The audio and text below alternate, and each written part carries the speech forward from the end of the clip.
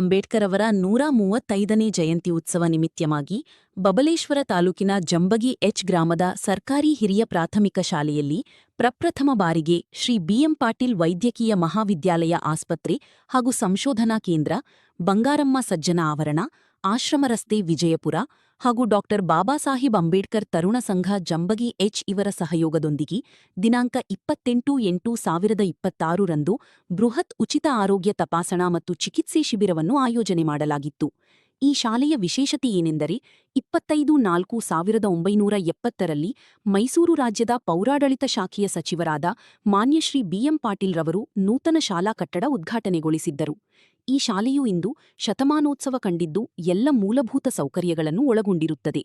ಬೃಹತ್ ಮತ್ತು ಮಧ್ಯಮ ಕೈಗಾರಿಕಾ ಸಚಿವರು ಹಾಗೂ ವಿಜಯಪುರ ಜಿಲ್ಲಾ ಉಸ್ತುವಾರಿ ಸಚಿವರಾದ ಶ್ರೀಯುತ ಮಾನ್ಯ ಶ್ರೀ ಎಂಬಿ ಪಾಟೀಲ್ ಸಾಹೇಬರ ನೆರವಿನಿಂದ ಸಿಎಸ್ಆರ್ ಅನುದಾನದಡಿಯಲ್ಲಿ ಹೊಸದಾಗಿ ಕೊಠಡಿಗಳು, ಶೌಚಾಲಯ ಹಾಗೂ ಕ್ರೀಡಾ ಸಾಮಗ್ರಿಗಳು ಈ ಶಾಲೆಗೆ ಮಂಜೂರಾಗಿವೆ.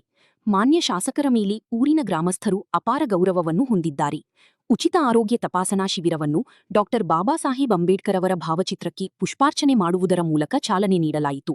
ಈ ಕಾರ್ಯಕ್ರಮದಲ್ಲಿ ಊರಿನ ಹಿರಿಯರಾದ Shriyuta HS Koradi, Shri Kallappagouda Kodabagi, Shri HK Nyamagouda, Shri Dundangouda Koreddi, Shri PV Chigadani, Shri Timmanagouda Patil, Shri Hanumanta Kajjidoni, Shri Bhimappa Kajjidoni, ಶಾಲೆಯ ಎಸ್ಡಿಎಂಸಿ ಅಧ್ಯಕ್ಷರು, ಸರ್ವ ಸದಸ್ಯರು ಹಾಗೂ ಡಾ ಬಿಆರ್ ಅಂಬೇಡ್ಕರ್ ತರುಣ ಸಂಘದ ಸರ್ವ ಸದಸ್ಯರು, ಹಿರಿಯರು ಹಾಗೂ ಗ್ರಾಮಸ್ಥರು ಪಾಲ್ಗೊಂಡಿದ್ದರು.